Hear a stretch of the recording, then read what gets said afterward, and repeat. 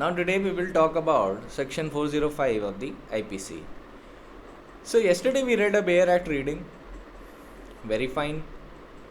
So what are the essential ingredients of section 405 of the IPC?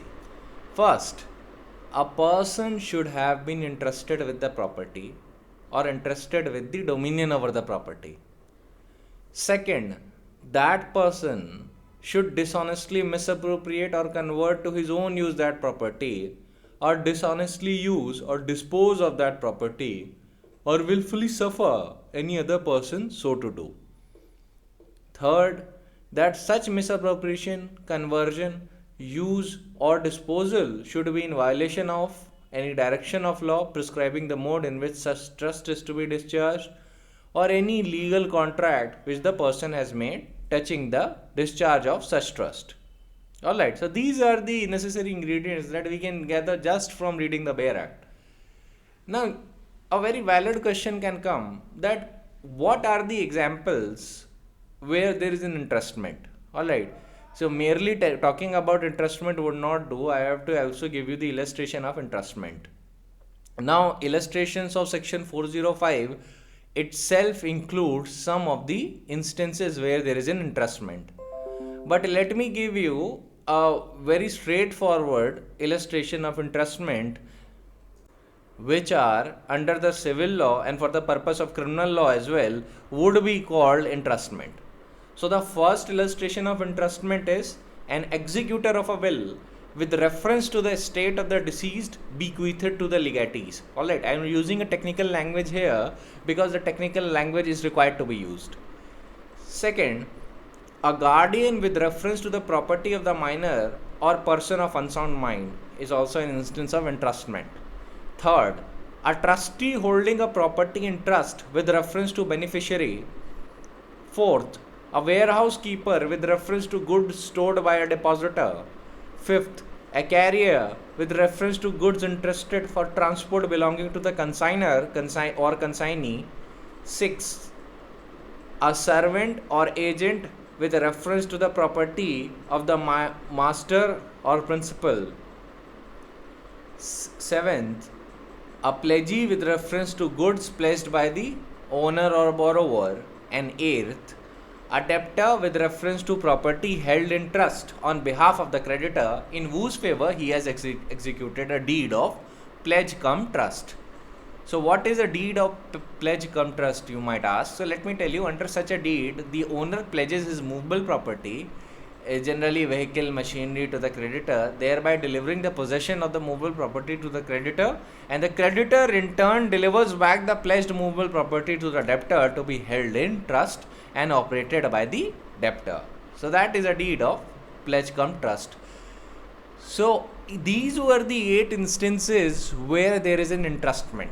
Alright, so if anybody asks you an illustration of entrustment, you can just narrate one of these 8 instances that I just mentioned.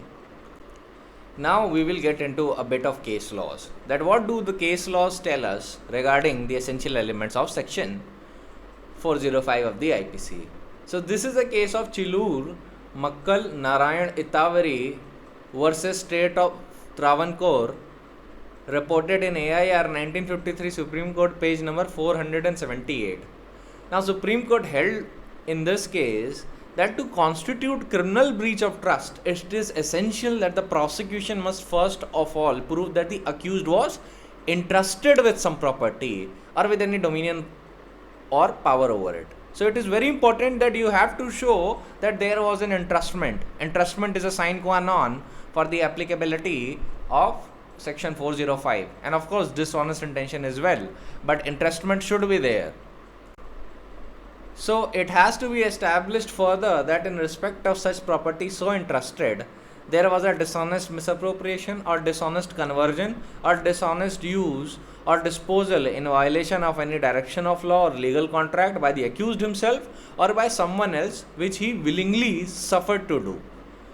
It follows almost axiomatically from this definition that the ownership or beneficial interest in the property in respect of which criminal breach of trust is alleged to have been committed must be in some person other than the accused, and the latter must hold it on account of some person in some way or on his benefit. So this part is easy to understand. As far as essential requirement goes, let me tell you that what does the expression willingly suffered to do means. All right, what does the expression he willingly suffered, let us suppose a misappropriation or conversion, what does the expression willingly suffered means? So let us suppose I give you a gold necklace for safekeeping. You are a warehouse keeper. All right, one of your employees actually takes that gold necklace during the safekeeping and uses it for his own benefit. You as a warehouse keeper are very much aware what he has done. All right, but still you take no action. You have willingly allowed my gold necklace to be misappropriated and converted dishonestly, and even though you have not misappropriated or dishonestly converted for your own use, but you have allowed someone else to misappropriate or convert to his own use dishonestly, and you have willingly suffered so to do. Alright, that is what the expression means. It simply means that where some other person is carrying out the act of dishonest misappropriation or dishonest conversion, while you remain as a mute spectator, and it is with your implied consent that this dishonest misappropriation and dishonest conversion is happening. So this is in a sense a very minor and a loose way where I am telling you that what the expression willingly suffer to do means. Now let me tell you that this illustration that I just gave you is just there to make you understand the point. Alright, never construe that the willingly suffered to do expression under 405 of the IPC is merely confined to that. Alright, it is not confined to that. It can go much further in several other cases, like in the case of agent and principal relationship, but that is not at all relevant for now. Alright, काम वहाँ पे भी ऐसे ही करेगा जैसे मैंने अभी इस illustration में बताया, where some other person is dishonestly misappropriating and dishonestly converting for his own use, but there is an implied consent of the person to whom the property was entrusted.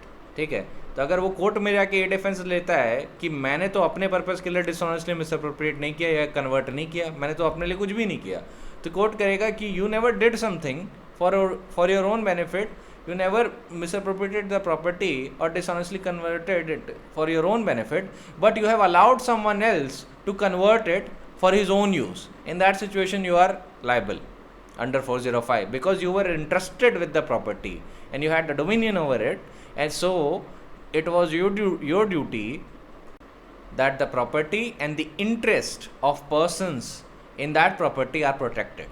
Alright, so that was some of the things that I talked about in relation to the judgment of the Supreme Court. Now I am time and again using the word entrustment, or when you look at the section 405 of IPC, you look at the word entrustment. Now you might be prone to thinking that does section 405 or does the word entrustment requires creation of a trust with all the complications and the technicalities of the law of trust. आपको ये भी पता है कि law of trust भी होता है. So does section 405 requires that there should be an actual creation of the trust with all the technicalities and the nuances of the law of trust? This question arose directly in Jaswant Raj Manilal Akhane versus State of Bombay, AIR 1956 Supreme Court, page number 575. Now let us see what the Supreme Court says. It says, but when section 405, which defines criminal breach of trust, speaks of person being in any manner entrusted with the property, it does not contemplate the creation of a trust with all the technicalities of the law of trust. It contemplates the creation of a relationship whereby the owner of the property makes it over to another person to be retained by him until a certain contingencies arises or to be disposed of by him on happening of a certain event. So there you had your answer in a very straightforward manner by the Supreme Court itself. So, a trust contemplated by section 405 arises only when there is an entrustment of the property or dominion over the property. So, there has therefore to be a property belonging to someone which is entrusted to that person accused of the offense under section 405. The entrustment of the property creates a trust, which is an obligation annexed to the ownership of the property and arises out of confidence reposed and accepted by the owner. Alright, so this is the position. So the entrustment of the property creates a trust, which is only an obligation annexed to the ownership of the property and arises out of the confidence reposed and accepted by the owner. Let us suppose you are a warehouse keeper, or alright, or you are a courier.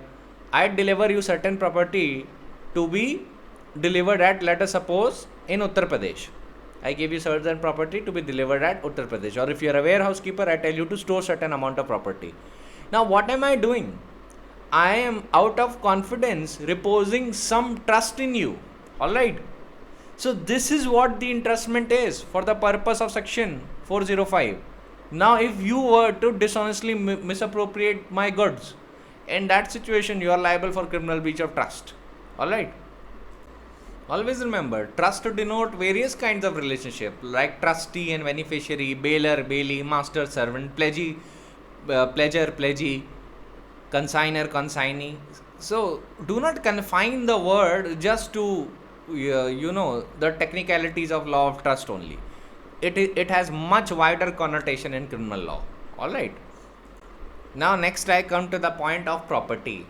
The expression property used under 405 and also under section 409 IPC both relates to criminal breach of trust.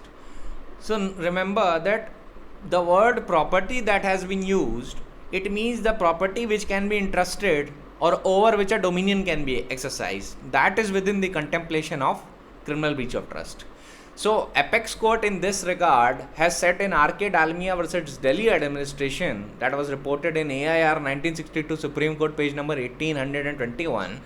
It held that the property used in section 405 IPC has to be interpreted in a wider sense, as it is not restricted by any qualification under section 405. It was held that whether an offence defined in that section could be said to have been committed would depend not only on the interpretation of the word property, but on the fact whether the particular kind of property could be subject to the acts covered by that section. That is to say, in other words, that the word property would cover that kind of property with respect to which offence contemplated in section 405 could be committed. ठीक है, तो वही property 405 की category में आती हैं जिसको लेके criminal breach of trust commit हो सकता है. This is the legal definition that the Supreme Court has said. So I want you to keep all of these things in mind. Supreme Court has chosen not to, codify or lay down exhaustively that these properties will be and these properties will not. Supreme Court has rather said that the word property would cover that kind of property with respect to which offence contemplated in that section could be committed. Now that is very, very smart, because the Supreme Court has avoided the issue of compartmentalization by laying down an exhaustive list. It could happen in future that new kinds of property might emerge and there would be an issue of criminal breach of trust regarding that. But the Supreme Court has refrained from doing so. It has simply said that the property under section 405 is that property in relation to which the criminal breach of trust can be committed. Now let me be very clear that that is the definition of the Supreme Court. In other words, I can also tell you that the property under section 405 includes both movable and immovable property. Alright, so criminal breach of trust can be committed against both. Now, oftentimes before the Supreme Court, the question arises in the facts of the particular case that whether this particular property is covered under section 405 or whether this particular property is covered under 405. Alright, these kinds of issues happen before the Supreme Court. So Supreme Court has very wisely, rather than laying down an exhaustive guideline as to what is property and what is not, it has just said it is that kind of property which can be subject to criminal breach of trust. Now a question comes that what does the prosecution is required to be proved? Does the prosecution has to prove the entire thing, that how the misappropriation happened and what manner of misappropriation has been done, or the prosecution just has to prove misappropriation, not the actual manner of it? Now this question was answered by the Supreme Court in state of Himachal Pradesh versus Karanveer. It was decided on 12th May 2006. Now in this case, Karanveer, the respondent, was a postmaster. He was holding an office of public trust. The complainant was a teacher he entrusted the amount to the respondent for the purpose of purchasing National Savings Certificate. As soon as that specific sum of money was received by the respondent Karanveer on behalf of the postal authorities, it became public money. And when Karanveer actually embezzled that amount and didn't use that amount to buy the National Savings Certificate, the Supreme Court said in that context that the actual manner of the misappropriation is not required to be proved by the prosecution at all. Once the entrustment is proved, it was for the accused to prove as to how the property entrusted to him was dealt in the view of section 405 of the IPC. If the respondent failed to produce any material for this purpose, the prosecution should not suffer on that behalf. And in that context, Supreme Court also said that when a money given for a particular purpose was not utilized for that purpose, then the offense becomes proved when it is shown that the money has been not applied for the purpose for which it was given. Now it is up to the accused to show that what he did with the money. Alright. So remember, it is not the actual manner of misappropriation that has to be proved by the prosecution. पूरा misappropriation prove करने की जरूरत नहीं होती कि किस तरीके से किया, कैसे किया. अरे तो accused को पता होगा, prosecution को कैसे पता होगा? Prosecution के ऊपर बस इतना जिम्मा है ये दिखाने का कि एक specific property दी गई थी और जिस यूज के लिए दी गई थी या जिस पर्पस के लिए दी गई थी वो पर्पस को निभाया नहीं गया है बाय द अक्यूज्ड पर्सन. ठीक है. अब जैसे इस केस में क्या हुआ था, इस केस में जो टीचर थे कंप्लेनेंट, वो अक्यूज्ड के पास गए, उन्होंने कुछ पैसा जमा किया कि नेशनल सेविंग सर्टिफिकेट्स खरीदने हैं मुझे. अक्यूज्ड ने नेशनल सेविंग सर्टिफिकेट्स खरीदने की बजाय वो पैसा अपने पर्पस के लिए यूज़ कर लिया. अब यहाँ पे ही सुप्रीम कोर्ट उसी पर्पस पे बता रहा था कि जैसे ही ये दिखाया प्रोसिक्यूशन ने कि कंप्लेनेंट ने पैसा दिया था नेशनल सेविंग सर्टिफिकेट्स को खरीदने के लिए और नेशनल सेविंग सर्टिफिकेट्स नहीं खरीदे गए उस पैसे से, तो अभी अक्यूज्ड बताया उसने क्या किया पैसे से. ठीक है, कि पैसा कहीं गिर गया, पैसा किसी ने चुरा लिया, या उसने नेशनल सेविंग सर्टिफिकेट्स के लिए लगाया था और गवर्नमेंट ने ही अभी उसको दिया नहीं है. ये अक्यूज साबित करे, क्योंकि actual manner of misappropriation prosecution को साबित करने की ज़रूरत नहीं है. और जहाँ पे अक्यूज ये नहीं साबित कर पाया कि जिस पर्पस के लिए उसे प्रॉपर्टी इंटरेस्ट की गई थी वो पर्पस उसने क्यों नहीं अकम्प्लिश कर पाया, on that situation he will be punished under section 405 of the IPC. Similarly आप एक ऐसा केस इमेजिन करिए, लेट अस सपोज दैट मैं आपको 50,000 रुपीज़ दूँ और यू आर अ ज्वेलर. ठीक है, और मैं आपसे कहूँ कि आप मुझे ना एक गोल्ड नेकलेस बना के दीजिए. ऑलराइट, तो अब मैंने आपको 50,000 रुपीज़ दिए, मैं चला गया घर. अब 1 महीने बाद मैं आता हूँ, आप कहते हैं कि अभी आपका गोल्ड नेकलेस तैयार नहीं है, 2 महीने बाद आइएगा. मैं 2 महीने बाद आता हूँ. उसके बाद मैं आपसे पूछता हूँ कि अरे मैंने आपको 50,000 रुपये दिए थे, उसका क्या हुआ, मेरा गोल्ड नेकलेस किधर है? आप कहते हैं कि कौन से 50,000 रुपये, आपने तो कोई 50,000 रुपये नहीं दिए थे, मेरे पास रिसिप्ट पड़ी है पर इस बात की. और आप कहते हैं कि मैं आपको गोल्ड नेकलेस भी नहीं दूंगा. So if I were to prosecute you for criminal breach of trust, तो 405 के इंग्रेडिएंट्स क्या क्या सेटिस्फाइड हो रहे हैं? इंट्रस्टमेंट और क्रिमिनल मिसअप्रोप्रिएशन और डिसऑनेस्ट यूज़, डिसऑनेस्ट इंटेंशन. अब मुझे क्या साबित करना होगा प्रोसिक्यूशन में? मुझे बस इतना साबित करना होगा कि मैंने 50,000 रुपये गोल्ड नेकलेस को बनने के लिए दिए थे और ना मुझे गोल्ड नेकलेस मिला है ना मुझे मेरे पैसे वापस मिले. ठीक है, अब मान लीजिए अक्यूज दूसरी साइड से यह पॉइंट उठा रहा है, कह रहा है कि 50,000 रुपये दिए थे पर मैंने मिस अप्रोप्रिएट तो नहीं किया, आप बताइए कि मैंने कैसे मिस अप्रोप्रिएट किया, आप मुझे उस मैनर में दिखाइए कि मैंने कैसे मिस अप्रोप्रिएट किया। आप बताइए कि मैंने 50,000 रुपये अपने बिजनेस में लगाए या मैंने 50,000 रुपये का कुछ अपने बेनिफिट के लिए ख़रीदा। अब ये सब पॉइंट अक्यूज़ ले सकता है। तो सेक्शन और लॉ इन दोनों पॉइंट से ऑलरेडी डील कर रहा है कि मुझे ये बताने की ज़रूरत नहीं कि कैसे मिस अप्रोप्रिएट किया या actual manner of miss appropriation क्या था। It is not at all required for me to prove that. All that is required is that when the money was given for a specific purpose and that money is not applied for that specific purpose, the offense will become proved. And if the accused is unable to rebut the presumption that arises therefrom, then he would be liable under 405. And depending on the scenario 409 में भी जा सकता है अगर वो public servant है तो।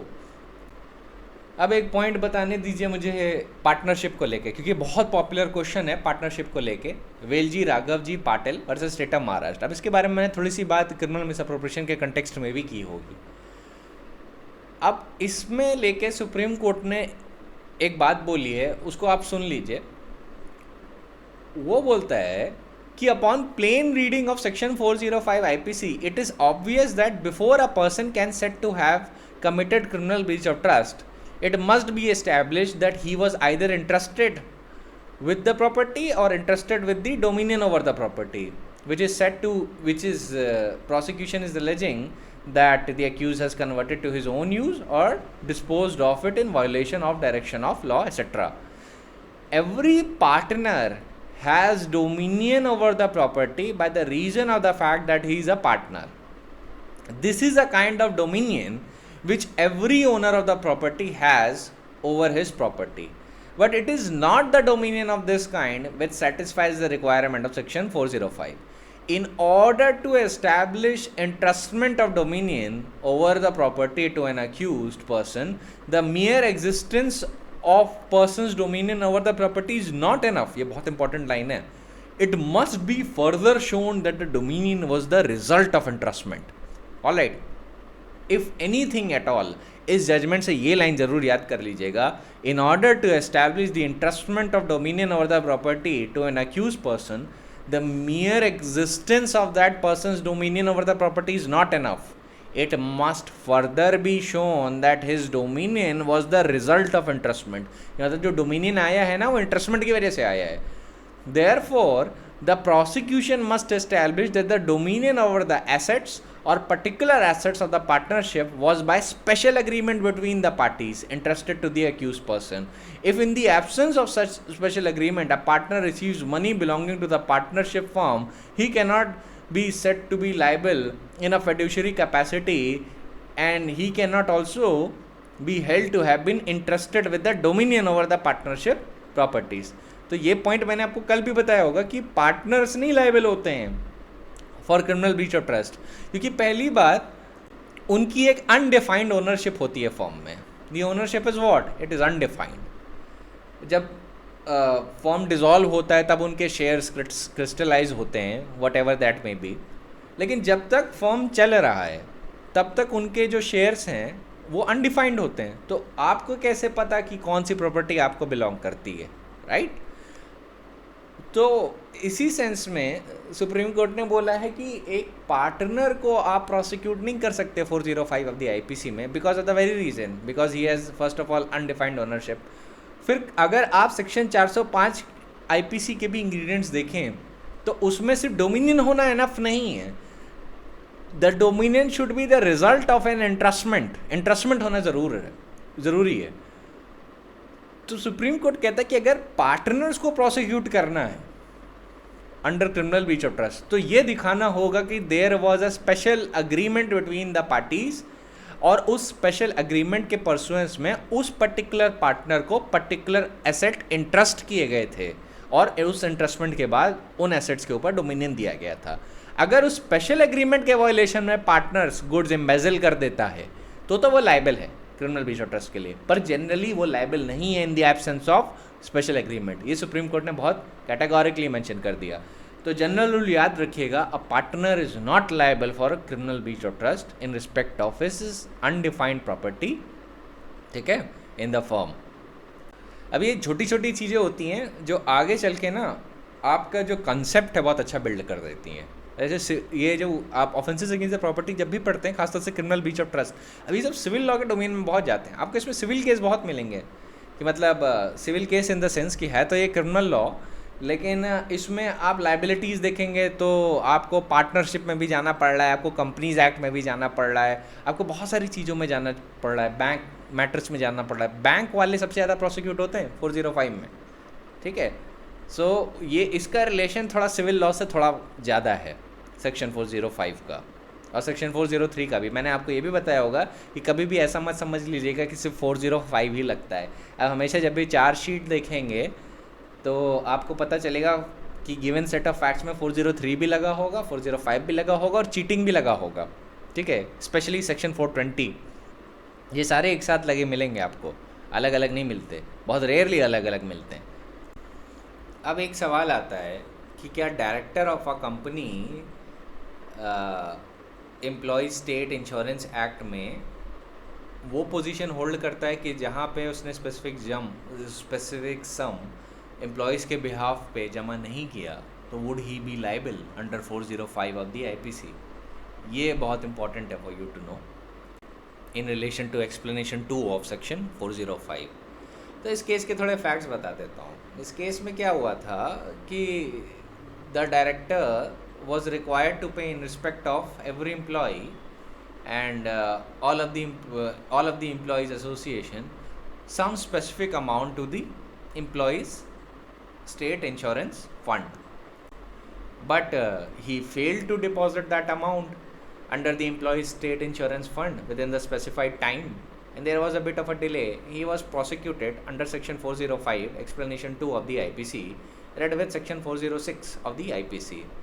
The High Court, by its impugned judgment, quashed the proceeding against the director because it said that directors cannot be considered as employers within the meaning of explanation 2.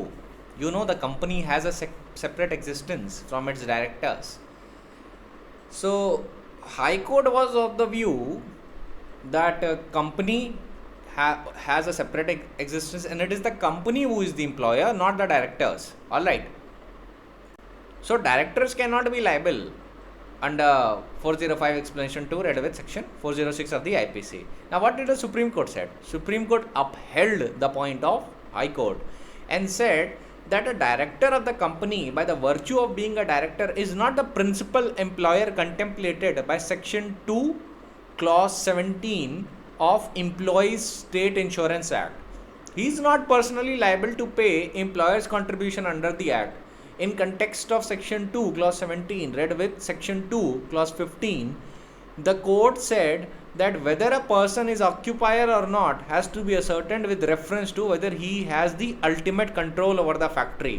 When the definition of principal employer refers to owner or occupier of a factory, the principal employer can either be the owner or the occupier depending upon the fact and circumstances of each case. When there is an owner of the factory, that owner must be considered as principal employer liable for the contribution. But in the given case, director of the company is not the owner of the company or not the principal employer, hence he cannot be held liable for that purpose. ठीक है। अब एक nuance सवाल आता है कि क्या hypothecation में इंटरेस्टमेंट होता है कि नहीं। What is hypothecation?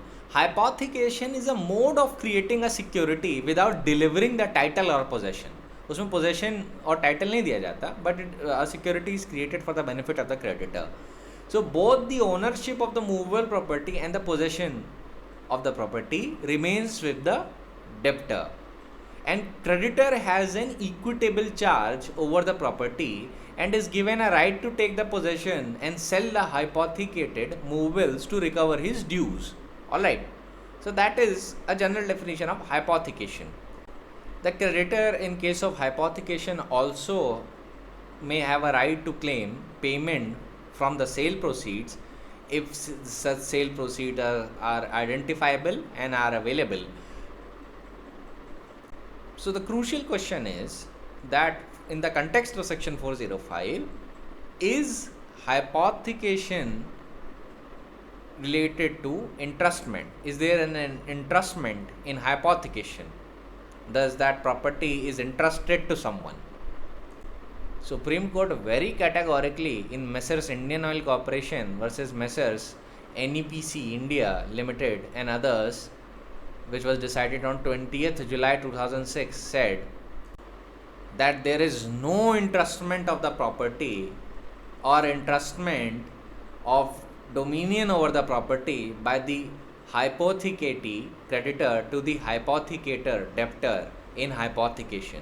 When the possession has remained with the debtor, that is the owner, and when the creditor has neither ownership nor beneficial interest, obviously there cannot be an entrustment by the creditor. अब देखिए एक चीज़ का ध्यान रखिए, ये तो बड़ा simple सा स्ट्रेट फॉरवर्ड सा पॉइंट था. एक चीज़ और बता दूं, हाइपोथिकेशन की जो डेफिनेशन दी गई है वो आपकी securitisation and reconstruction of financial assets and enforcement of the security interest act 2002 में भी दी गई है. ठीक है, उसमें क्या दी गई है?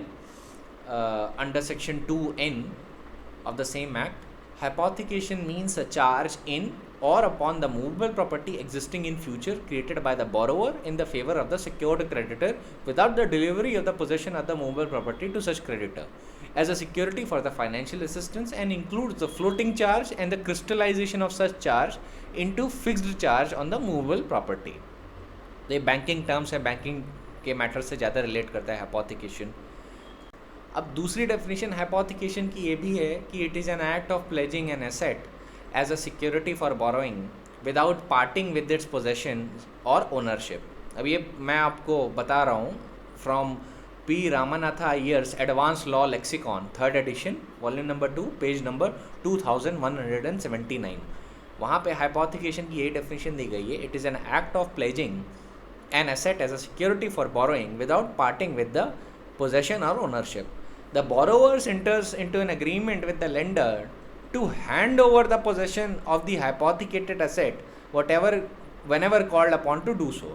The charge of hypothecation is then converted into that of a pledge and the lender enjoys the rights of the pledgee. तो अब इसमें एक चीज़ गौर कर सकते हैं कि इंटरेस्टमेंट गायब है इसमें, क्योंकि प्रॉपर्टी दी नहीं जा रही क्रेडिटर को या प्रॉपर्टी क्रेडिटर के बिहाफ पे रखी नहीं जा रही है, तो इंटरेस्टमेंट नहीं हो सकता इस केस में. ठीक है, जब पोजेशन ही डेप्टर के पास है और ना ही ओनरशिप का ना कोई बेनिफिशियल इंटरेस्ट क्रेडिटर के पास ट्रांसफ़र होता है, so there can not be an entrustment in this case. ठीक है, तो हाइपोथिकेशन के कॉन्टेक्स्ट में ध्यान रखिएगा कि ये तो राइट इसके पास होता है कि he has an equitable charge over the hypothecated movables, but इसका मतलब ये नहीं कि इंटरेस्टमेंट है. ठीक है, इंटरेस्टमेंट इसमें गायब है. हाइपोथिकेशन में एक लाइन में आप याद रखिए इंटरेस्टमेंट नहीं होता. तो इस केस में हाइपोथेटिकेटेड गुड्स के कॉन्टेक्स्ट में कभी भी डेप्टर को प्रोसिक्यूट नहीं किया जा सकता for criminal breach of trust, क्योंकि प्रॉपर्टी ओरिजिनली उसी की रहती है, पोजेशन भी उसी की रहती है. ठीक है, और प्राइमरी इंटरेस्ट भी उसी का रहता है.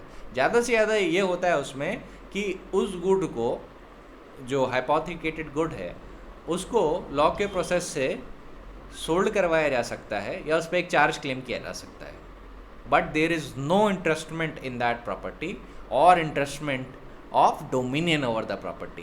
ठीक है, दोनों ही उस केस में नहीं होता है. अब ये सारी चीज़ें क्रिमिनल ब्रीच ऑफ ट्रस्ट के कंटेक्स्ट में जानने के लिए बहुत एसेंशियल हैं, क्योंकि criminal breach of trust murder तो है नहीं या offences against the human body में तो फॉल करता नहीं. ये कई सिविल मैटर्स में फॉल करता है. कई सिविल केसेस के मटेरियल्स क्रिमिनल लॉ में 405 में आते हैं. तो उसके लिए आपको सिविल लॉ की भी नॉलेज बहुत ज़रूरी है, जिससे आप समझ सकें कि कहाँ पे इंटरेस्टमेंट हुआ, कहाँ पे इंटरेस्टमेंट नहीं हुआ. ऑलराइट, तो ये सारी चीज़ें आपको जानना बहुत ज़रूरी है. That is why I am mentioning it right here. अब एक चीज़ तो आपको इतना समझ में आ गया होगा कि कहाँ पे इंटरेस्टमेंट हो रहा है, कहाँ पे क्या हो रहा है, पर एक चीज़ का ध्यान रखिएगा कि near retention of goods criminal breach of trust नहीं होता. ठीक है, जैसे एक इलस्ट्रेशन देता हूँ क्रिमिनल ब्रीच ऑफ ट्रस्ट का, फिर मैं एक इलस्ट्रेशन दूंगा आपको रिटेंशन ऑफ गुड्स का. देखिए, once it is shown that a money was entrusted to the accused or received by him for a particular purpose and was not used by him, the accused person, for that purpose, and the same amount was not returned or accounted for, then the accused will be presumed to have misappropriated the same.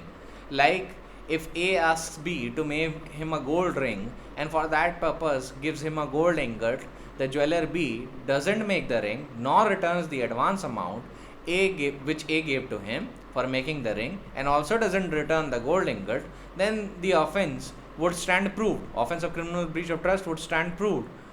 But a mere refusal to return or retention of goods without misappropriation will not amount to criminal breach of trust. Retention, mere retention नहीं बनता है criminal breach of trust का, ठीक है. Similarly, appropriation of a property in assertion of a lawful claim will not make it a criminal breach of trust, as dishonest intention will be lacking in both of these cases, ठीक है. If let us suppose A keeps 5,000 rupees with B for safekeeping, and let us suppose B retains that amount and says that you owe me a debt, you return my debt, and then I'll return you 5,000 rupees. Alright. So here is mere retention. He has not dishonestly misappropriated the amount. So he cannot be held liable for criminal breach of trust. Similarly, in another scenario, if let us suppose A keeps rupees 5,000 with B again for safekeeping, and let us suppose B invests that money in his business, then A one day suddenly asks for his 5,000 rupees and B immediately returns him 5,000 rupees from his own pocket. Here again, it is not a case of criminal breach of trust. Alright. However, this illustration that I just gave you will not apply on special objects of value or objects which are pretium affectionis. A pretium affectionis object is where a factitious value is put upon a thing by its owner because of some sentimental association or a whim. हो सकता है बड़ा antique हो सकता है उसके दादाजी का वेस हो सकता है मंगलसूत्र हो, तो इसमें सेंटिमेंटल वैल्यूज़ होती हैं. उसको अगर मान लीजिए बी ने सेल कर दिया और उसकी मार्केट वैल्यू का पैसा कन्वर्ट कर दिया और आपको दे दिया, इन दिस केस वो लायबल हो जाएगा क्रिमिनल ब्रीच ऑफ ट्रस्ट के लिए, ठीक है. मनी के इलस्ट्रेशन के लिए तो ठीक था कि 5,000 रुपये दिए थे, उसने 5,000 रुपये अपने बिजनेस पे लगा दिए. जैसे ही आपने 5,000 रुपये उससे मांगे, उसने अपनी जेब से 5,000 रुपये आपको दे दिए. क्योंकि मनी के केस में वो प्रॉपर्टी बड़ी स्पेशल नहीं है, ठीक है. As long as the money is return to you there is no criminal breach of trust. लेकिन कोई ऑब्जेक्ट दिया है जिसकी स्पेशल वैल्यू है या उसका कोई स्पेशल पर्पस है, उसको मिसअप्रोप्रिएट कर दिया तो वो लाइबल हो जाएंगे. Similarly objects of antique value और विच आर रेस एक्स्ट्रा कमर्शियम, वहाँ पे भी क्या कहते हैं क्रिमिनल ब्रीच ऑफ ट्रस्ट लग जाएगा. अगर let us suppose accused person उस ऑब्जेक्ट को उसकी मार्केट वैल्यू पे सेल कर दे और उसके बाद एक स्पेसिफिक सम ऑफ मनी ले आए और वो आपको दे दे कि देखिए मार्केट में से उसका इतना पैसा आया, आप उसका वो पैसा ले लीजिए. तो आपने तो कभी उसको उस ऑब्जेक्ट को सेल करने को कहा नहीं था ना. So under what authority did the accused person sold that property? Here is a case of criminal breach of trust. He has dishonestly misappropriated and converted the property. So, he would be liable for criminal breach of trust. अब थोड़ा सा case law से break लेते हैं, section 406 of the IPC पे आते हैं. It talks about punishment for criminal breach of trust. मैं चाहता हूँ कि 409 तक पढ़ लें जिससे चीज़ें थोड़ी आसान हो जाए. It talks about punishment for criminal breach of trust. It says that whoever commits criminal breach of trust shall be punished with imprisonment for either description or term, which may extend to 3 years or with fine or with both. So very straightforward. Then we come to section 407 of the IPC. It says criminal breach of trust by a carrier, etc. Whoever being entrusted with the property as a carrier or finger or warehouse keeper commits criminal breach of trust in respect of that property shall be punished either for a description of a term which may extend to 7 years and shall also be liable to fine. So, if you don't understand the term wharfinger, it is an ancient term which is used to denote a keeper of a wharf. So, what is a wharf? Wharf is a structure on the shore of a harbor or a port where ships may dock to load and unload the cargo or the passengers. ठीक है, वही होता है wharf. और जो keeper of the Wharf होता है उसको कहते हैं वॉर्फिंगर, ठीक है. Now we come to section 408 of the IPC. Criminal breach of trust by a clerk और servant. whoever being a clerk or servant or employed as a clerk or servant and being in any manner entrusted with a capacity with the property or with any dominion over property commits criminal breach of trust in respect of that property shall be punished with imprisonment for either description of a term which may extend to 7 years and shall also be liable to fine. Very straightforward. Similarly, we come to the last section of criminal breach of trust, that criminal breach of trust by public servant or by banker, merchant or agent. Now, as a lawyer practicing in law, you will encounter this section the most and section 406. ज़्यादातर इन्हीं section से encounter होता है. So, whoever being in any manner entrusted with the property or with any dominion over the property in his capacity as a public servant or in the way of his business as a banker, merchant, factor, broker, attorney or an agent commits criminal breach of trust in respect of that property, he shall be punished with imprisonment for life or with imprisonment for either description of a term which may extend to 10 years and shall also be liable to fine. चल lawyers ना बड़े smart होते हैं. वो क्या करते हैं कि उन्होंने देख लिया ना कि अक्सर क्रिमिनल मिसअप्रोप्रिएशन के केसेस बैंक मैनेजर्स के खिलाफ खूब लगाए जाते हैं. तो अगर आप किसी लॉयर के पास जाएं और आप बोल दें कि वो बैंक मैनेजर ने एक लोन अमाउंट के रहते मेरे सेविंग्स अकाउंट से पैसा रिटेन कर लिया है, तो हालांकि बैंक के पास ये लॉफुल राइट होता है, पर लॉयर क्या करेगा आपको पता है? लॉयर कंप्लेंट कर देगा, एक कंप्लेंट केस करेगा और कंप्लेंट केस में section 409 of the IPC use करेगा. उससे क्या होता है? He compels the bank manager to actually give that person some compensation out of court, to give the complainant compensation out of court. Otherwise, he has this Damocles sword hanging over his head that he might be held convicted for section 409 IPC, which may even include imprisonment for life. अच्छा, practically lawyers को तो पता होता है कि इतना court नहीं देता, रेयरली होता है कि दे दे लाइफ इम्प्रिजनमेंट, और बहुत बड़े बड़े स्कैम्स के केस में ऐसा होता है.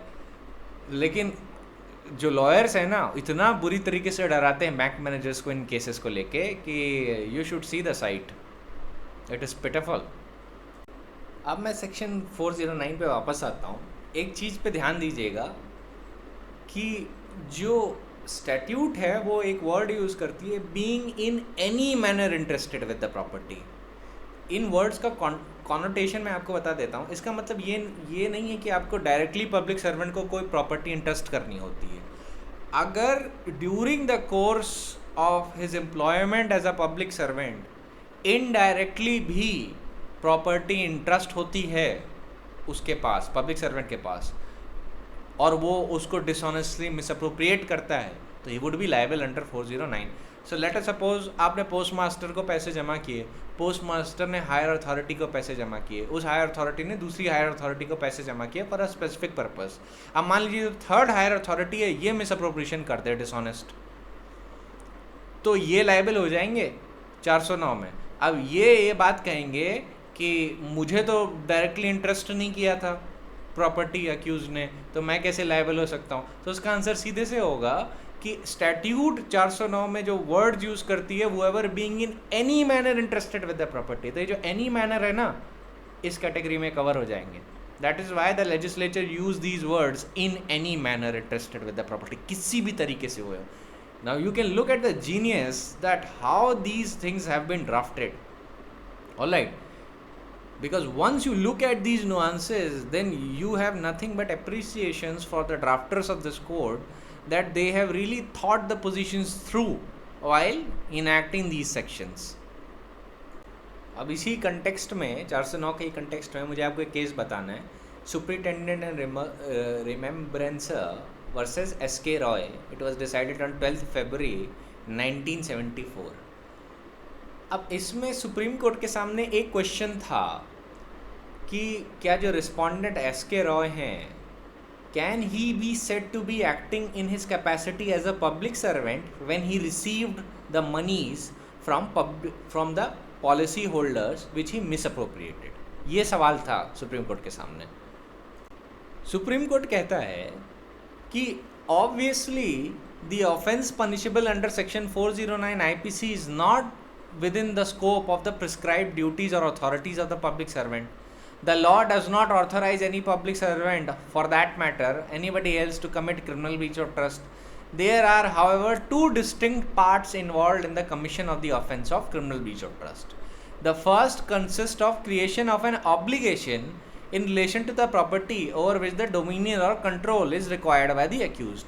The second is misappropriation or dealing with the property dishonestly and contrary to the terms of obligation created. In the case of an offence by a public servant, punishable under 409 of the IPC, the acquisition of dominion or control over the property must also be in the capacity of public servant, punishable under 409 IPC. So, it envisages that the acquisition of the property by the public servant to get dominion and control over the property, and that dominion and control should be annexed with an obligation. The gravamen of the offence is dishonest intention. Main root वो है, क्योंकि वही चीज़ गायब हो जाती है तो फिर क्रिमिनल ब्रीच ऑफ ट्रस्ट नहीं हो पाएगा. ऑफ कोर्स इंट्रस्टमेंट और वो तो एसेंशियल कंडीशंस हैं ही, लेकिन अगर उसमें से आपने डिसऑनेस्ट इंटेंशन निकाल दिया तो क्रिमिनल ब्रीच ऑफ ट्रस्ट का पूरा offence will fall flat. So Supreme Court is saying that the gravamen of the offence is the dishonest misappropriation of the money or the property which comes into the possession or under the control of a public servant who has ostensible authority to receive it, even though technically speaking from the point of view of the distribution of department duties under internal rules of an office, it may not be within the scope of the authority or duty to accept money. ये वही point है जो मैंने अभी आपको बताया अलग तरीके से, 3-4 लोगों में अथॉरिटीज़ के बीच में ट्रांसफ़र होता है. भाई सुप्रीम कोर्ट कह रहा है कि टेक्निकली हो सकता है from a point of view of the distribution of the department duties under the internal rules of an office, it may not be within the scope of his authority or duty to directly accept money from the public. But the fact that the public servant acts fraudulently in the exercise of his duties as a public servant to get dominion of control over some property will be an aggravating and not exculpating circumstance. The entrustment results from what the person handling over the money or property is made to think, to understand and to believe about the purpose for which he hands the money or property to the public servant. If this takes place because of a due exercise of an official authority, the requirements of 409 are satisfied. And now there may be cases in which a person who parts with the property to a public servant may have done so for the reasons or in a manner so completely disconnected with the official capacity of the public servant that it may not be reasonably possible to conceive it as an offence connected with or committed in the course of the performance of the official duty at all, so that the official capacity becomes really irrelevant. Ordinarily, it is the ostensible or the apparent scope of the public servant's authority when receiving the property, and it is not the technical limitations under some internal rules of the department or the office concerned and made use by the servant in its official capacity, which would, in our opinion, determine whether there is a sufficient nexus or connection between the acts complained of and the official capacity as to bring it within the ambit of section 409 of the IPC. Now, to constitute an offence under 409 of the IPC, it is not required that the misappropriation must necessarily take place after creation of a legally correct entrustment or dominion of over the property. The entrustment may arise in any manner whatsoever.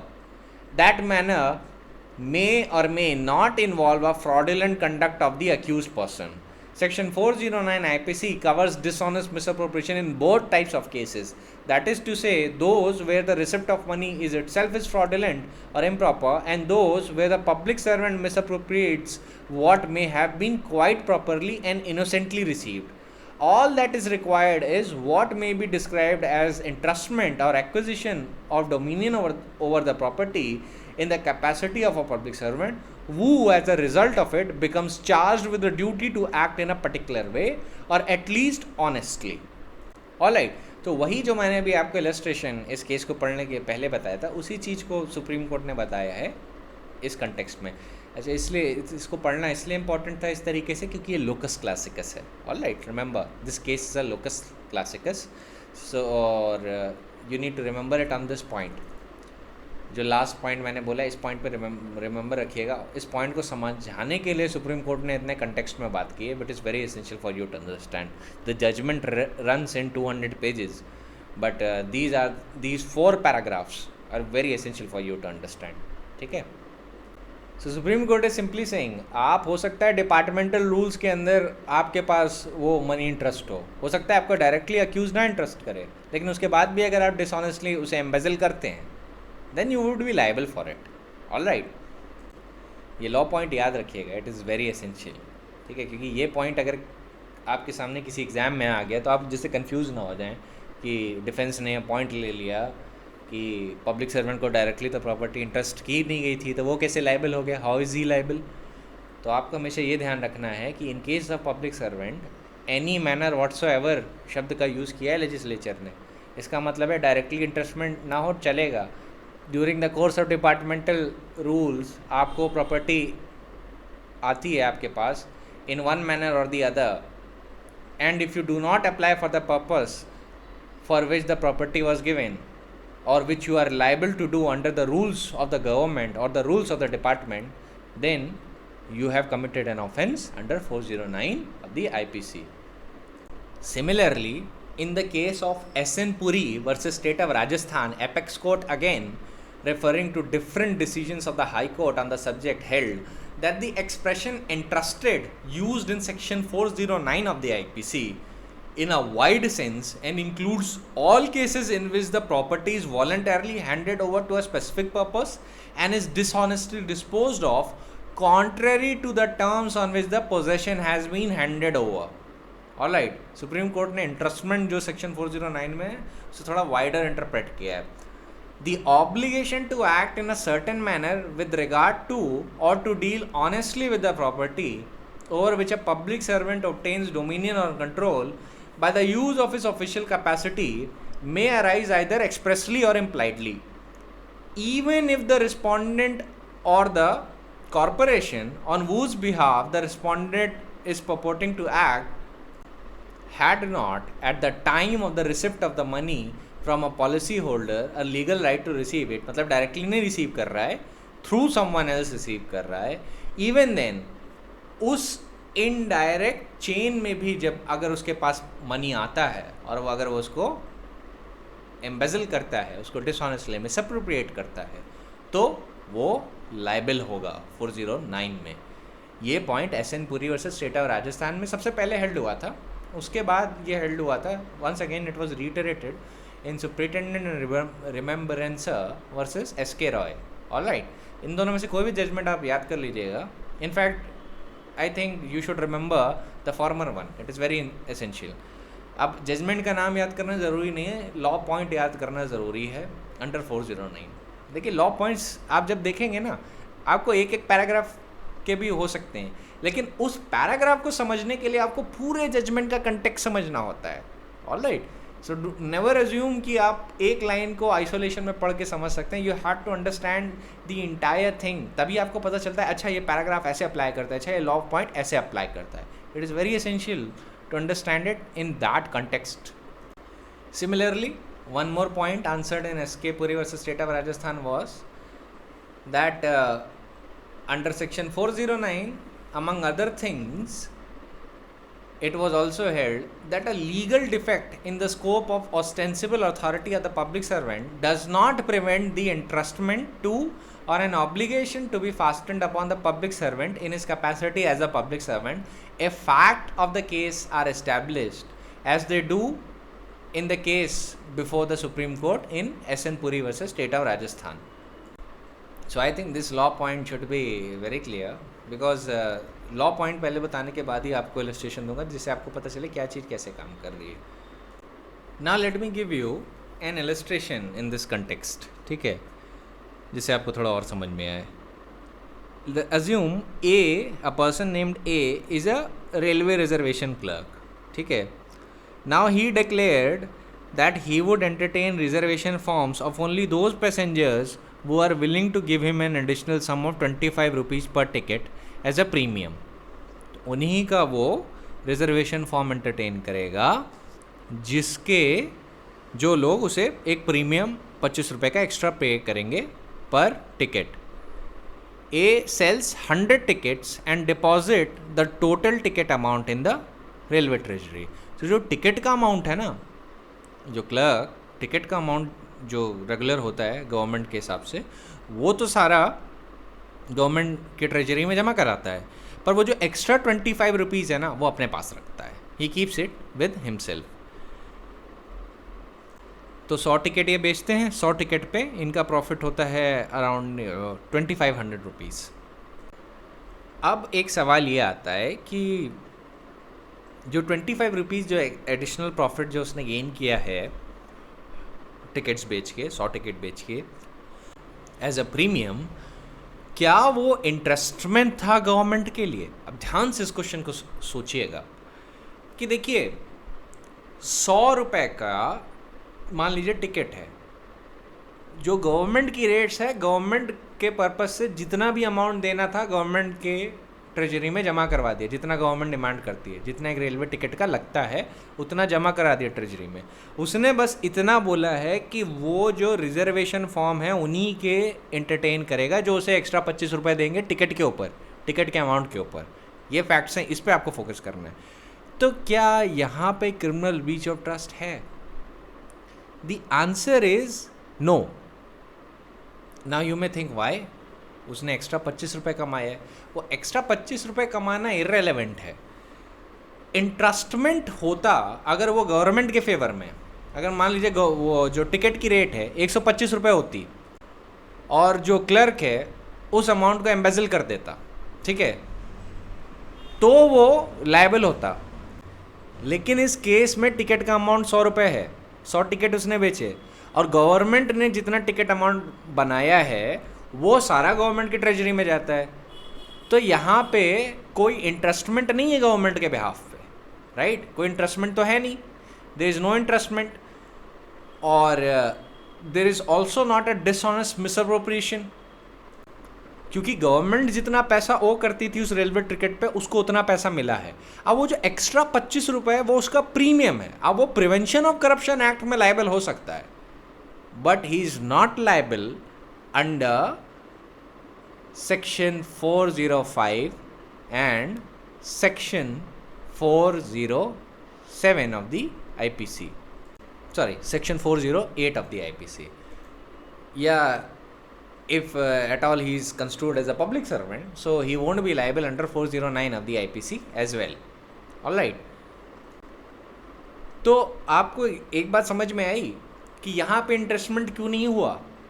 क्योंकि जो government amount ओ करती थी वो पैसा government को मिल रहा है, ठीक है. जो टिकट पे जितना एमआरपी था वो सारा गवर्नमेंट को मिला है. अब उस एमआरपी के ऊपर क्लर्क ने कहा कि मैं 25 रुपये लूँगा अगर आप चाहते हैं कि मैं आपका रिजर्वेशन फॉर्म देखूँ. तो कुछ लोगों ने दे दिया कि हाँ ठीक है 25 रुपये इसको दे दो. तो वो जो प्रीमियम के तौर पे उसने पैसा कमाया वो क्लर्क को बिलोंग करता है, वो as a premium belongs to him. वो पैसा किसी का इंटरेस्टमेंट नहीं था. There was no entrustment with regard to that amount of money. So hence here the clerk is not liable, the railway clerk is not liable for criminal breach of trust. Now let me turn the facts a little bit. Let us suppose there is a person named X.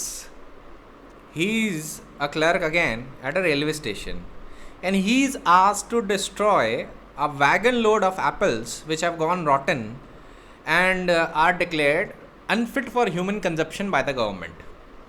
He takes those apples to a nearby mandi and auctions them for rupees 5,000 and then he pockets the entire amount with himself. Now, is that criminal breach of trust or not? The answer is this is a case of criminal breach of trust because first of all the clerk was acting under his official capacity. Second, the property that was wagon load of apple was entrusted to him by the government for the purpose of what? To destroy. And the clerk violated a legal direction prescribed in which the mode of trust is to be discharged. जो legal direction था उसका violation किया because he sold it into a mandi and earned profit from that. So this is a case of what? This is a case of criminal breach of trust. ठीक है। Ingredients हमेशा ध्यान रखिएगा 405 के। वो जैसे इंग्रेडिएंट्स आपके दिमाग में एकदम रिंग करने लगते हैं कि किसी डायरेक्शन का वायलेशन हुआ है, डिसऑनेस्ट मिसअप्रोप्रिएशन हुआ है, या conversion to his own use हुआ है, या विलिंगली सफ़र किया है डिसऑनेस्ट मिसअप्रोप्रिएशन या कन्वर्जन, क्या इंट्रस्टमेंट या डोमिनियन ऑफ द प्रॉपर्टी है या नहीं, ये सारी चीज़ें ना आपके दिमाग में एकदम से राइज करनी चाहिए जब क्रिमिनल ब्रीच ऑफ ट्रस्ट का क्वेश्चन आए। थियोरेटिकल स्टेट्स में तो आपको इंग्रेडिएंट मेंशन कर देना है, एक दो केस लॉ बताइए, आगे बढ़ जाइए, बहुत अच्छे नंबर मिलेंगे। पर अप्लाइड स्टेट्स में और प्रैक्टिकल लॉ में जब प्रैक्टिस करनी होगी तो वहाँ पे आपको काफ़ी चीज़ें डिसर्न करके सोचना पड़ता है कि क्या ये अप्लाई कर रहा है या नहीं कर रहा। अब आप एक और इलस्ट्रेशन लीजिए रेलवे क्लर्क को ही लेके के। अब इसमें अज्यूम करिए कि there is this railway clerk named mister X. वो गवर्नमेंट की ड्यूटीज़ के हिसाब से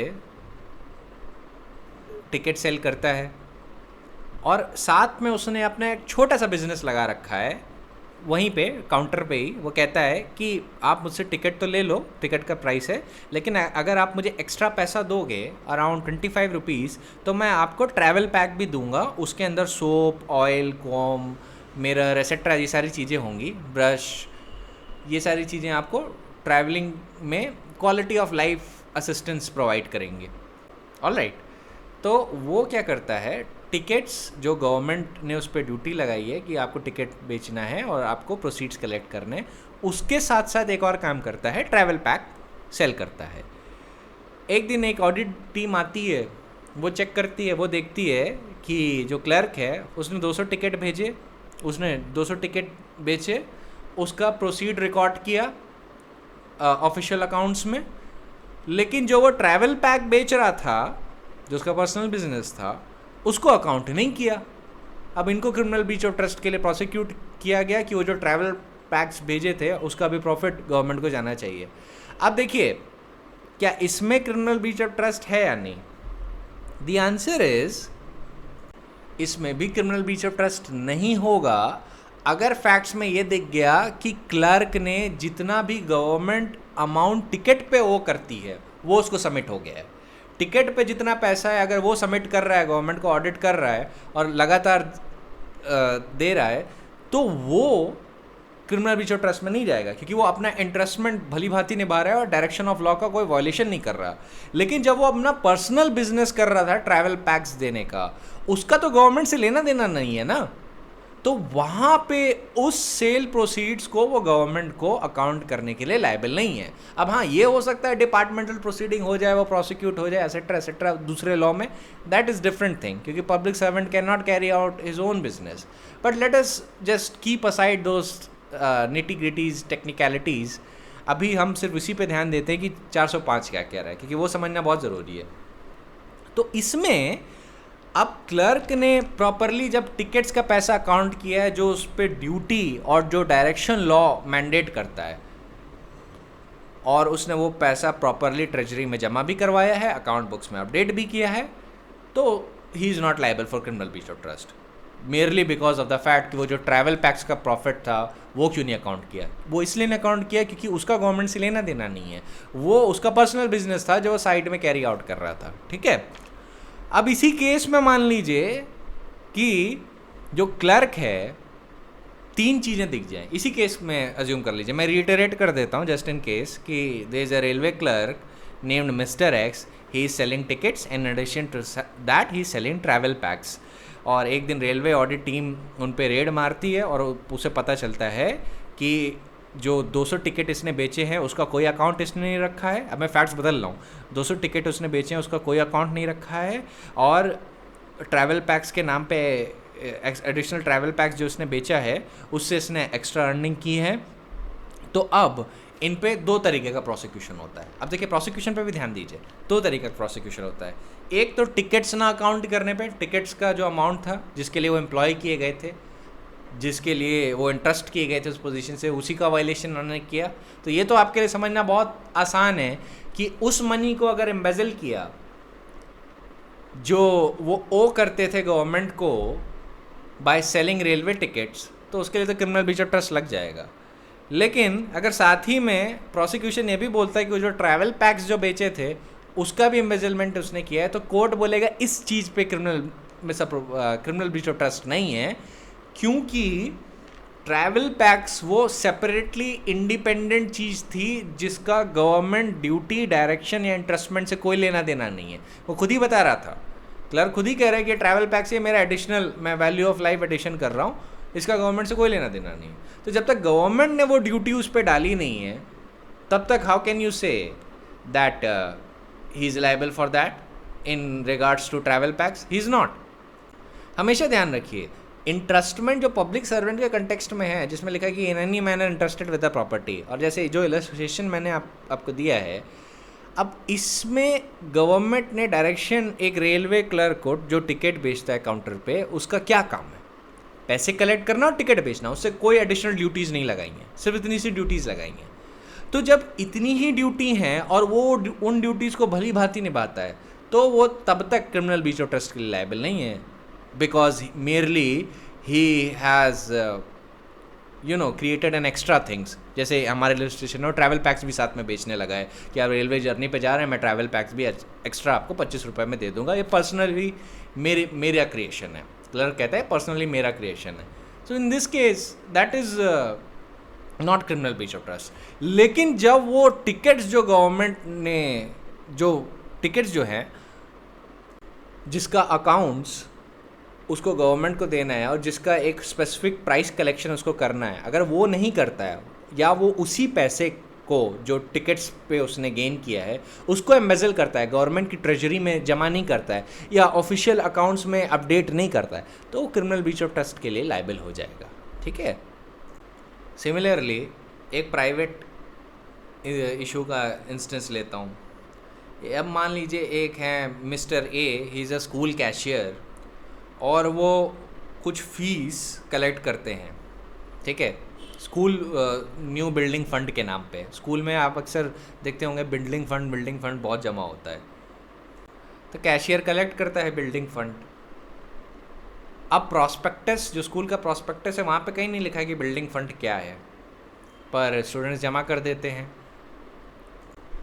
तो जब एक स्पेसिफिक सम, लेट अस सपोज 50,000 रुपये जमा हो जाता है, तो कैशियर जो है उस 50,000 रुपये में से 25,000 रुपये अपने पर्सनल यूज़ के लिए निकाल लेता है और उसको अपने घर के कंस्ट्रक्शन के लिए खर्च कर देता है। तो क्या ये क्रिमिनल ब्रीच ऑफ ट्रस्ट हुआ? The answer is yes, this is criminal breach of trust.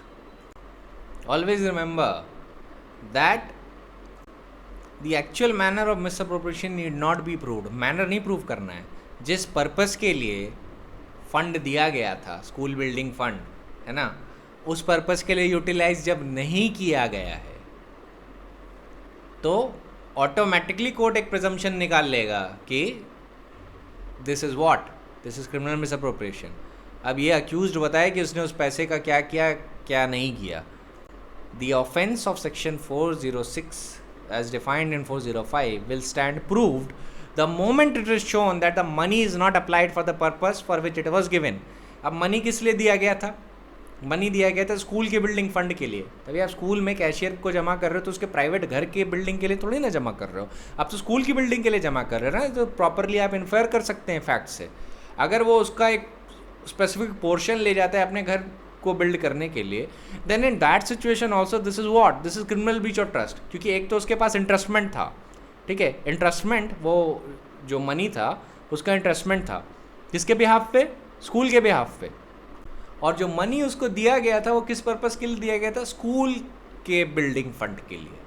अब उसने उसका पोर्शन निकाल के अपनी घर की बिल्डिंग बना ली, तो that would amount to what? That would amount to criminal breach of trust, because there is dishonest misappropriation first.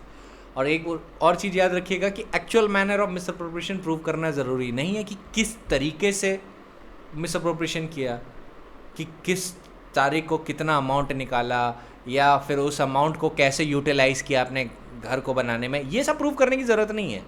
इतना ही दिखाने की ज़रूरत है प्रोसिक्यूशन को कि जब मनी जिस पर्पस के लिए दिया गया है पूरा का पूरा, ठीक है, वो अगर उस पर्पस के लिए अप्लाई नहीं हुआ जिसके लिए दिया गया है, तो offence of criminal breach of trust is proven. तो इस केस में there was a partial removal of money. 50,000 थे, 50,000 में ही लेट अस सपोज 20,000 निकाल लिए, 25,000 निकाल लिया, आधा अमाउंट निकाल लिया उसने। तो यहाँ पे जो 50,000 प्रॉपरली स्कूल की बिल्डिंग फंड में यूटिलाइज होने थे, स्कूल की बिल्डिंग को बनाने के लिए यूटिलाइज होने थे, वो उसने किस लिए यूटिलाइज की? अपनी बिल्डिंग बनाने में। तो ऑफेंस कहाँ प्रूव हो गया? The offence is proved where it is shown that the money is not applied for the purpose for which it was given.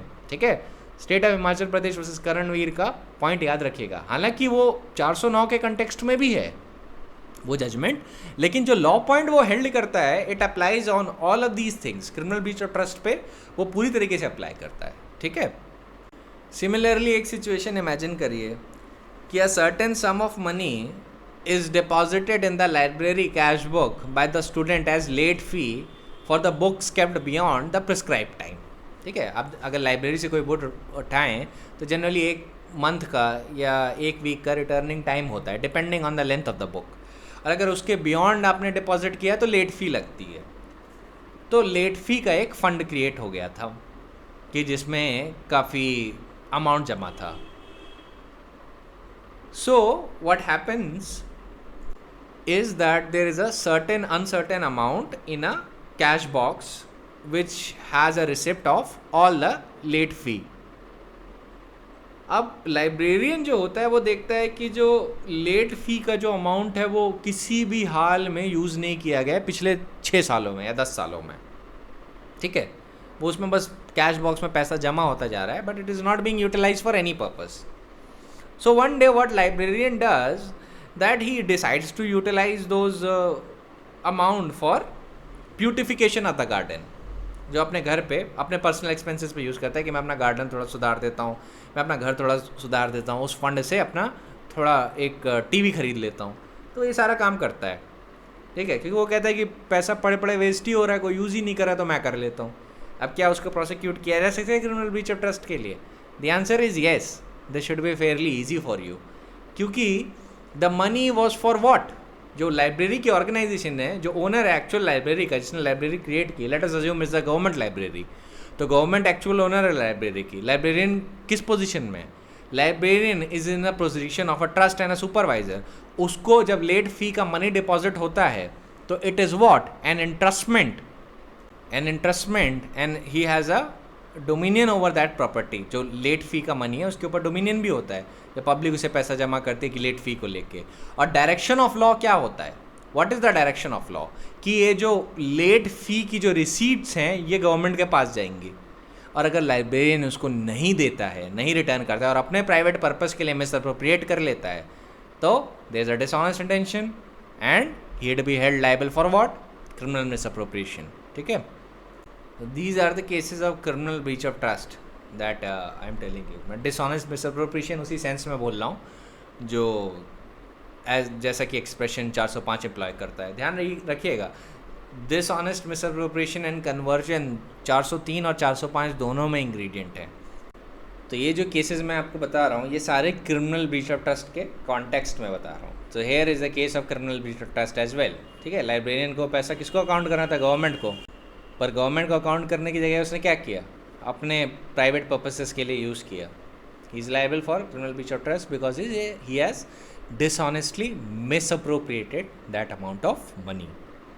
ऐसे ही एक और इलस्ट्रेशन देखिए कि मान लीजिए आप एक एक्सपेंसिव कोट या साड़ी खरीदते हैं। ठीक है, और आप क्या करते हैं, वो कोट और साड़ी एक ड्राई क्लीनर को दे देते हैं क्लीन करने के लिए। अब ड्राई क्लीनर कहता है कि 1 हफ़्ता लगेगा इसको ड्राई क्लीन करने में। आप कहते हैं ठीक है। ड्राई क्लीनर उसी दिन उसको क्लीन कर देता है और वो जो साड़ी और कोट है वो किसी दूसरे पर्सन को हायर पे दे देता है for the profit of 100 rupees. अब आप 1 हफ्ते बाद आते हैं साड़ी और कोट लेने। ठीक है, depending on the circumstances, if you are a woman you will take sari, if you are a man you will take the coat. तो आप जब वहाँ पे पहुँचते हैं तो पता चलता है कि साड़ी और कोट गायब है वहाँ से। ठीक है, और वो हायर पे दे दिया है शॉप के ओनर ने। अब क्या ये है criminal breach of trust? The answer is yes. You have entrusted the property for safe keeping and dry cleaning. The shopkeeper has done what with the property? He has misappropriated the property dishonestly and let it for hire to someone else, to a third party. So this is a case of what? criminal breach of trust once again. All right, एक last illustration आज के लिए देता हूँ. वैसे criminal misappropriation में थोड़े और केस लॉज आपसे डिस्कस करने हैं, हायर परचेज के पॉइंट लेके, थोड़े और पॉइंट्स को लेके. आज एक और इलस्ट्रेशन दे देता हूँ and then I think the lecture will be done, क्योंकि मैं ज़्यादा इसको बढ़ाना नहीं चाह रहा, क्योंकि न्यू इन्फॉर्मेशन है तो स्ट्रेसफुल हो सकता है आपके ब्रेन्स के लिए. तो एक केस इमेजिन करिए कि मैं एक कंपनी का ओनर हूँ, ठीक है, आप मेरे एजेंट हैं, यू आर माई एजेंट. मैं आपको 5 लाख रुपीज़ देता हूँ और मैं कहता हूँ कि ये जो अमाउंट है ये आप जियो के शेयर्स ख़रीदने के लिए लगा दीजिए. ठीक है, शेयर मार्केट में जियो के शेयर्स ख़रीद लीजिए. अब आप जो हैं, जो ब्रोकर एजेंट हैं, आप मार्केट में उठते बैठते हैं तो आपको पता है कि शेयर राइज एंड फॉल कितना फ्लक्चुएट कर सकते हैं. आपको लगता है कि इस वक्त जियो के शेयर खरीदना ठीक नहीं है, पर आप ये बात मुझे नहीं बताते. आपको मैंने पैसा दे दिया है और आपको शेयर जियो के लेने भेजा है. अब आप क्या करते हैं, गुड फेथ में जियो के शेयर लेने की बजाय टाटा के शेयर ले लेते हैं. You by the shares of Tata. अब उसकी वजह से मार्केट में क्रैश होता है, टाटा के शेयर का दाम थोड़ा गिर जाता है, जियो के शेयर का दाम थोड़ा बढ़ जाता है. मैंने आपको प्रॉपर्टी किस लिए इंटरेस्ट की थी? जियो के शेयर खरीदने के लिए. आपने किसका शेयर खरीदा? टाटा का शेयर खरीदा. कॉन्ट्रैक्ट और ऑब्लिगेशन और जो डायरेक्शन आपको दिया था और the manner in which the trust was to be discharge किस सेंस में था? इस सेंस में था कि आपको जियो के शेयर खरीदने थे और आपने उसका वायलेशन किया. ठीक है, the manner in which the contractual obligation was to be discharged was that you had to buy the share of Jio, but you bought the shares of what? You bought the shares of Tata. So in this situation, is there a criminal breach of trust? The answer is no, not in this case. क्यों? Dishonest intention गायब है आपका. ध्यान रखिएगा, मैंने question में क्या बोला था कि आपने गुड फेथ में टाटा के शेयर खरीदे because you believed that it would be more profitable for me, है ना. अब इस केस में मैं सिविल डैमेजेस के लिए तो आपको सू कर सकता हूँ कि मेरा जितना नुकसान हुआ आप मुझे सिविल साइड पर रिकवर कर दीजिए, पर क्रिमिनल साइड में मैं आपको 405 के लिए प्रोसिक्यूट नहीं कर सकता. ऑलराइट, इन सारी चीज़ों का बहुत ध्यान रखिएगा. डिसऑनेस्ट इंटेंशन जहाँ गायब हुआ, एवरीथिंग फॉल्स फ्लैट. अब इस केस में क्या इंटरेस्टमेंट है? There is entrustment present, there is dominion over the property, the money that I submitted to you. There is misappropriation, not dishonest. Dishonest misappropriation नहीं, just misappropriation. Then there is the violation of the lawful direction and the violation of the contractual obligation and also the violation of the mode in which the trust was to be discharged. सारे ingredient satisfy हो गए, पर एक चीज़ नहीं satisfy हुई, dishonestly. और उसकी वजह से you will not be prosecuted for section of criminal breach of trust. और in fact if you go to the high court and analyze the same facts, the high court will quash my complaint if I were to pursue the case of criminal breach of trust in your case. All right. So that is the case that you need to remember all the time. ठीक है. So I think that would be it for today. आज के लिए illustrations काफ़ी होंगे आपके लिए, and you just absorb all the law points that I have told you. क्योंकि अभी criminal breach of trust में और आना है. हायर परचेज एग्रीमेंट पे criminal breach of trust की थोड़ी बात करनी है, फिर कुछ और कंटेक्स्ट में थोड़ा criminal breach of trust की बात करनी है, फिर बैंकिंग केसेस को लेके थोड़ा criminal breach of trust की बात करनी है. वो सारी चीज़ें इश्यूज थोड़े बचे हुए हैं. मैं नहीं चाहता एक ही दिन में ओवरलोड ऑफ इन्फॉर्मेशन हो जाए, क्योंकि एक ही दिन में ख़त्म करना मेरे लिए आसान है, लेकिन आपके लिए एक ही दिन में अगर मैं बता दूंगा so information will be overloaded, और हो सकता है आप जो ग्रास्प करना चाहते हैं वो ग्रास्प ना कर पाएँ. I don't want this situation to arise. तो आज मैं इतना ही रखूँगा. So that is it for today. I will meet you tomorrow. ठीक है.